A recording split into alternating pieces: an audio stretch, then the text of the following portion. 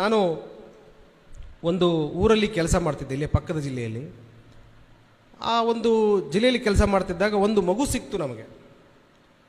ಒಂದು 4 ವರ್ಷದ 2 ವರ್ಷದ ಒಂದು 2.5 ವರ್ಷದ ಹೆಣ್ಣು ಮಗು ಸಿಕ್ತು. ರೈಲ್ವೆ ಸ್ಟೇಷನ್ದಲ್ಲಿ ಸಿಕ್ತು.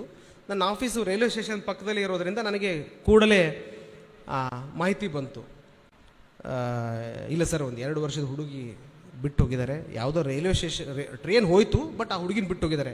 ಅದು ಏನಾಗಿದೆ ಬಿಟ್ಟಿದೆ ಗೊತ್ತಿಲ್ಲ ಅಂತ ಒಬ್ಬರು ನಮ್ಮ ಯಾರೋ ಭಾಷಾ ಅಂತ ಯಾರೋ ಇನ್ನೂ ನೆನಪಿದೆ, ಫೋನ್ ಮಾಡಿ ಆ ಹುಡುಗಿನ ಕರ್ಕೊಂಡೇ ಬಂದರು. ಹುಡುಗಿನ ಕರ್ಕೊಂಡ್ಬಂದರು. ನಾವು ಅವಾಗ 2012 ಮಾತಿದ್ದು, 2012 ಮಾತು.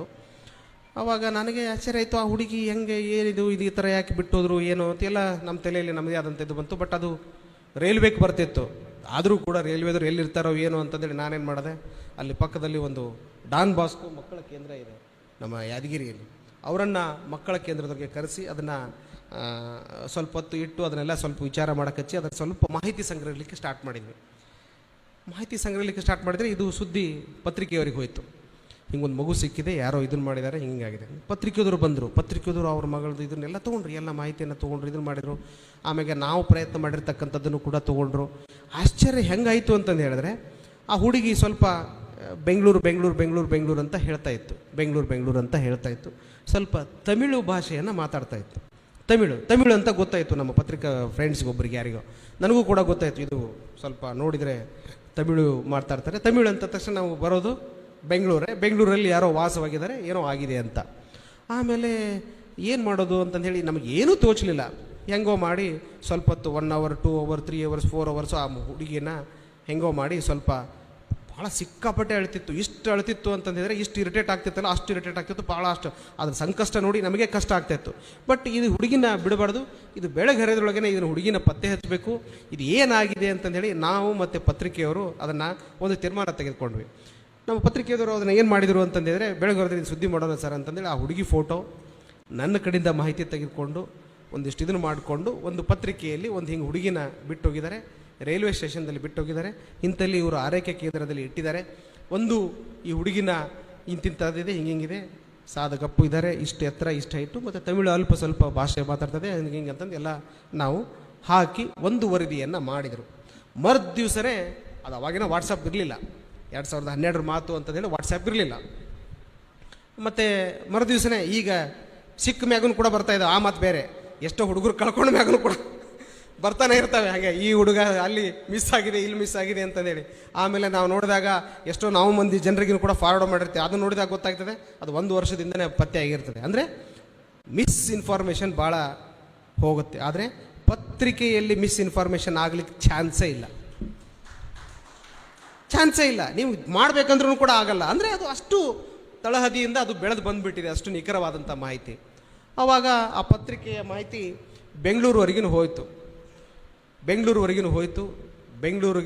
ಹೋದ್ಮೇಲೆ ದಿವಸ 2ನೇ ದಿವಸ ನಮಗೆ ಒಂದು ಬಹಳ ಜಾತಕ ಪಕ್ಷಿಯಿಂದ ನಾವು ಕಾಯ್ತಾ ಇದ್ವಿ. ಒಂದು ಹೆಣ್ಣು ಮಗಳು ಬೆಂಗಳೂರಿನಿಂದ ಬಂದರು, ವೈಷ್ಣವಿ ಅಂತ, ನದಿಯಾ ಬೆಂಗಳೂರಿನಿಂದ ಬಂದ ಮೇಲೆ ಒಬ್ಬರೇ ಬಂದರು. ತಾಯಿ ನೋಡಿದರೆ ಪರಿಚಯ ಮಾಡಿಸಿದ್ದು, ಇಲ್ಲ ನನ್ನ ಹುಡುಗಿದಾಗಿದೆ. ಆ ಹುಡುಗಿನ ಪರಿಚಯ ಆಯಿತು. ಹುಡುಗಿನ ಹೌದು ನನ್ನ ತಾಯಿ ಈಕೆ ಹೌದು ಅಂತಂದು ಹೇಳಿದ್ರು. ಆಕಿ ಎಲ್ಲ ಗುರುತು ಹಿಡಿತು, ಆ ಮಗುನೂ ಕೂಡ ಗುರುತು ಹಿಡಿತು, ಎಲ್ಲ ಆಯಿತು. ನಮಗೆ ಆಶ್ಚರ್ಯ ಆಗಿರೋದು ಏನಂತಂದರೆ, ತಾಯಿ ಒಬ್ಬಕ್ಕೆ ಯಾಕೆ ಬಂದಿದ್ದಾಳೆ ಅಂತ. ನಾವು ಅಷ್ಟು ಸುಲಭವಾಗಿ ಒಪ್ಪೋದಿಲ್ಲ ಯಾರನ್ನಾದರೂ ಕೂಡ, ಮೊದಲೇ ಪೊಲೀಸರು. ಆಮೇಲೆ ನಮ್ಮ ಏನಾಯಿತು ಅಂತಂದೇಳಿ ಎಲ್ಲ ಎನ್ಕ್ವೈರಿ ಮಾಡ್ಬೇಕಾದ್ರೆ ಗೊತ್ತಾಯಿತು, ಅವ್ರದ್ದು ಒಂದು ಬಹಳ ವಿಚಿತ್ರವಾದಂಥ ಸ್ಟೋರಿ ಹೊರಬಂತು. ಅವರು ತಮಿಳು ಫ್ಯಾಮಿಲಿ. ಅದು ಈ ಪೇರಿಯಾರ್ ನಗರ ಅಂತ ಇದೆ ಬೆಂಗಳೂರಲ್ಲಿ.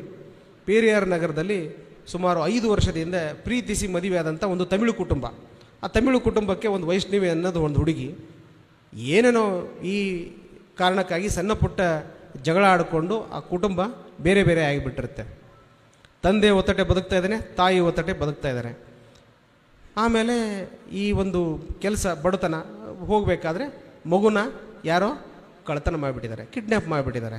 ಬಟ್ ಅನ್ಕಂಫರ್ಟಬಲ್ ಆಗಿರೋದ್ರಿಂದ ಟ್ರೈನ್ನಲ್ಲಿ ಬಂದು ಯಾದಗಿರಿಯಲ್ಲಿ ಬಿಟ್ಟು ಹೋಗ್ಬಿಟ್ಟಿದ್ದಾರೆ. ಪೊಲೀಸರು ಹತ್ತಿದ್ದಕ್ಕೋ ಯಾವುದಕ್ಕೋ ಕಾರಣಕ್ಕಾಗಿ ಮತ್ತೆ ಇನ್ನು ಹುಡುಗಿನ ಕೇಳ್ತಾರೆ, ಮತ್ತೆ ಇನ್ನೆಲ್ಲದಕ್ಕೂ ತೊಂದರೆ ಆಗುತ್ತೆ ಅಂತಂದರೆ ಏನು ಮಾಡಿಬಿಟ್ಟಿದ್ದಾರೆ, ಯಾದಗಿರಿ ರೈಲ್ವೆ ಸ್ಟೇಷನ್ದಲ್ಲಿ ಇಳಿದು ಮತ್ತೆ ಟ್ರೈನ್ ಹತ್ಕೊಂಡು ಹೋಗ್ಬಿಟ್ಟಿದ್ದಾರೆ.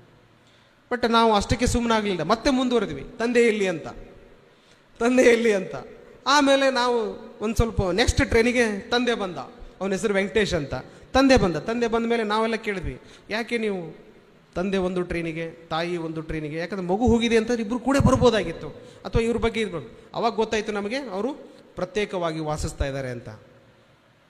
ನಮಗೆ ಗೊತ್ತಾಯಿತು ಈ ಮಗು ಕಳೆದಿದ್ದಕ್ಕೆ ಮತ್ತು ಕಳತನ ಆಗಿದ್ದಕ್ಕೆ ಮತ್ತು ಕಿಡ್ನ್ಯಾಪ್ ಆಗಿರ್ತಕ್ಕಂಥದ್ದು ಇದಕ್ಕೆ ಇದೇ ಒಂದು ಒಳ್ಳೆಯ ಸುಸಮಯ ಅಂತಂದು ಹೇಳಿಕೊಂಡು, ನೀವಿಬ್ಬರು ನಮ್ಮ ಪತ್ರಿಕಾದವರು ಮತ್ತು ನೀವಿಬ್ಬರು ಒಂದಾಗಿ ಇದ್ದಾಗ ಮಾತ್ರ ನಾವು ಮಗುವನ್ನು ಕೊಡ್ತೀವಿ, ಇಲ್ಲಾಂದ್ರೆ ಕೊಡೋದಿಲ್ಲ ಅಂತ ಒಂದು ನಿರ್ಧಾರಕ್ಕೆ ಬಂದ್ವಿ. ಅವರು ಇಷ್ಟು ಸಂತೋಷದಿಂದ ಒಪ್ಕೊಂಡ್ರು ಅಂತಂದು ಹೇಳಿದ್ರೆ, ತಮ್ಮ ಎಲ್ಲ ಜಂಜಾಟ, ಜಗಳಾಡಿದ್ದು, ಹೊಡೆದಾಡಿದ್ದು, ವೈಮನಸ್ಸು ಮಾಡ್ಕೊಂಡಿದ್ದು, ಅವರವರಲ್ಲಿ ಮೂಡಿರ್ತಕ್ಕಂಥ ಭಿನ್ನವನ್ನು ಎಲ್ಲವನ್ನೂ ಮರೆತು ನಮ್ಮ ಒಂದು ಪೊಲೀಸ್ ಕಾರ್ಯಕ್ಕೆ ಮತ್ತು ಪತ್ರಿಕೆಯವರ ಕಾರ್ಯಕ್ಕೆ ಮೆಚ್ಚಿ ತಮ್ಮ ವೈಮನಸ್ಸನ್ನು ಬದಿಗಿಟ್ಟು ಆ ಮಗುನ ತೋಳಲಿಕ್ಕೆ ನಿರ್ಧಾರ ಮಾಡಿದರು. ನಾವು ಬಟ್ ಕಂಡೀಷನ್ ಹಾಕಿದ್ವಿ, ನೀವು ಇಬ್ಬರು ಕೂಡಿ ಬದುಕಿದರೆ ಮಾತ್ರ ನಾವು ಮಗುವನ್ನು ಕೊಡ್ತೀವಿ ಅಂತಂದು ಹೇಳಿ. ಆವಾಗ ಅವರು ಕ್ಷಣ ಮಾತ್ರದಲ್ಲಿ ಅವರು ಒಪ್ಕೊಂಡ್ರು, ಇಲ್ಲ ನಾವು ನಮ್ಮ ಜಗಳದಿಂದಲೇ ನಮ್ಮ ಮಗುವನ್ನು ಕಳ್ಕೋಬೇಕಾಗಿರ್ತಕ್ಕಂಥದ್ದು ನಮಗೆ ಅರ್ಥ ಆಗಿದೆ. ಈ ಒಂದು ನಿಮ್ಮ ಕೆಲಸವನ್ನು ಮೆಚ್ಚಿ, ನಿಮ್ಮ ಕಾರ್ಯವನ್ನು ಮೆಚ್ಚಿ ನಮ್ದೆಲ್ಲವನ್ನು ಕೂಡ ಬದಿಗಿಡ್ತೇವೆ. ಇನ್ನು ಭವಿಷ್ಯದಲ್ಲಿ ಎಂದೂ ಕೂಡ ನಾವು ದಾಂಪತ್ಯ ಜೀವನದಲ್ಲಿ ಸಣ್ಣ ಪುಟ್ಟ ವಿಷಯವನ್ನು ದೊಡ್ಡದು ಮಾಡಿ ನಾವು ಬೇರೆಯಾಗಿ ಇರೋದಿಲ್ಲ. ನಮ್ಮ ಈ ಮಗುವನ್ನು ವೈಷ್ಣವಿಯನ್ನು ಕರ್ಕೊಂಡು ಹೋಗ್ತೇವೆ, ಅದಕ್ಕಿಂತ ಮೊದಲು ನೀವು ಹೇಳಿದಂಥ ಒಂದು ಷರತ್ತಿಗೆ ಒಪ್ಪಿಕೊಂಡು ನಾವು ಹೋಗ್ತೇವೆ ಅಂತಂದು ಹೇಳಿಕೊಂಡು ಅವರಿಬ್ಬರು ಒಪ್ಪಿದ ಮೇಲೆ ಬರೆದು ಕೊಟ್ಟೆ ಆದಮೇಲೆ ನಾವು ಮಗುವನ್ನು ಕೊಟ್ಟಿವಿ. ಹೋಗಬೇಕಾದ್ರೆ ನಂಬರ್ ಕೊಟ್ಟು ಕಳಿಸಿದ್ದೆ. ಯಾವಾಗಾದರೂ ಕೂಡ ವೆಂಕಟೇಶ್ ನದಿಯ ದಂಪತಿ ನನಗಿನ್ನೂ ಕೂಡ ಫೋನ್ ಮಾಡ್ತಾರೆ. ಆ ಮಗು ಈಗ ದೊಡ್ಡದಾಗಿ 8th ಸ್ಟ್ಯಾಂಡರ್ಡ್ ಓದ್ತಾ ಇದೆ. ಇದೆಲ್ಲ ಯಾಕೆ ಸಾಧ್ಯತೆ ಆಯಿತು ಅಂತಂದು ಹೇಳ್ತೀನಿ ಅಂತಂದು ಹೇಳಿದ್ರೆ, ಕೇವಲ ಸರಿಯಾದಂಥ ಸಂದರ್ಭದಲ್ಲಿ ಸರಿಯಾದ ಸಮಯಕ್ಕೆ ನಾವು ಆ ಸಂದರ್ಭವನ್ನು ಪೊಲೀಸರು ಮತ್ತು ಪತ್ರಕರ್ತರು ಎಷ್ಟು ಚೆನ್ನಾಗಿ ನಿಭಾಯಿಸಿದ್ದೀವಿ ಅಂತಂದು ಹೇಳಿದ್ರೆ, ಯಾರು ಹೇಳಿದರೂ ಕೂಡ ಕೇಳಲಾರ್ದಂಥ ದಂಪತಿಗಳು ಕೇವಲ ಅಲ್ಲಿ ನಮ್ಮ ಕಾರ್ಯವನ್ನು ಮೆಚ್ಚಿ ನಾವು ನಮ್ಮ ಕೆಲಸ ಮಾಡಿದ್ವಿ, ಪತ್ರಿಕೆಯವ್ರ ಕೆಲಸ ಮಾಡಿದ್ವಿ, ಏನೂ ಸಂಬಂಧ ಇಲ್ದವ್ರು ಇಷ್ಟೆಲ್ಲ ಕೆಲಸ ಮಾಡ್ತಾರ ಅಂತಂದು ಹೇಳಿದ್ರೆ, ನಾವು ಆ ಮಗುವಿಗೆ ತಂದೆ ತಾಯಿ ಆದವರು ನಮ್ಮ ತನವನ್ನು, ನಮ್ಮ ಒಂದು ಭಿನ್ನ ಒಂದು ಏನಿದೆ ಅವ್ರದ್ರಲ್ಲಿ ಜಗಳ ಆಗಿರ್ತಕ್ಕಂಥದ್ದನ್ನಾಗಲಿ, ಕಾನ್ಫ್ಲಿಕ್ಟ್ ಆಗಿರ್ತಕ್ಕಂಥದ್ದಾಗಲಿ ಯಾಕೆ ನಾವು ದೂರ ಇಡಬಾರ್ದು ಅಂತಂದು ಹೇಳಿ ನಿರ್ಧಾರ ತೆಗೆದುಕೊಂಡು ಅವರಿಬ್ಬರು ಚೆನ್ನಾಗಿ ಬದುಕ್ತಕ್ಕಂಥ ಒಂದು ಕಾರ್ಯವನ್ನು ಮಾಡಿದರು. ಇದು ಕೇವಲ ನಾವಿಬ್ಬರು ಮನಸ್ಸು ಮಾಡ್ದಲ್ಲೇ ಆಯಿತು ಅಂತಂದೇಳಿ ನನ್ನ ಮುಂದೆ ನಾನೇ ಇದಕ್ಕೊಂದು ಸಾಕ್ಷಿ. ಹೀಗಾಗಿ ಇಂಥ ಕಾರ್ಯವನ್ನು ನಮಗೆ ಮಾಡಿದಾಗ ನಮಗೂ ಕೂಡ ಒಂದು ನೆಮ್ಮದಿ ಸಿಗುತ್ತೆ. ಇಂಥ ಸಾವಿರಾರು ಅವಕಾಶಗಳು ನಮಗೆ ಬರ್ತವೆ. ನಮ್ಮ ಪೊಲೀಸರಿಗೆ ಬರುತ್ತೆ, ನಮ್ಮ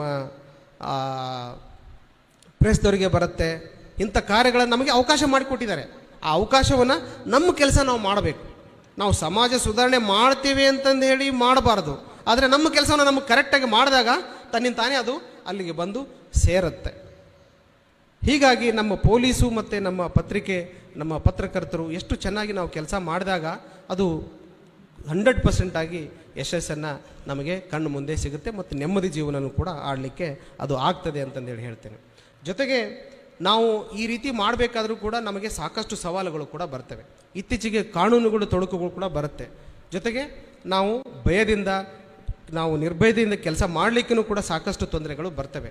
ಪತ್ರಿಕೆಯವರಿಗಿರ್ಬೋದು, ಪೊಲೀಸರಿಗಿನ್ನ ನಮಗಿನ್ನ ಒಂದು ಭದ್ರತೆ ಇದೆ.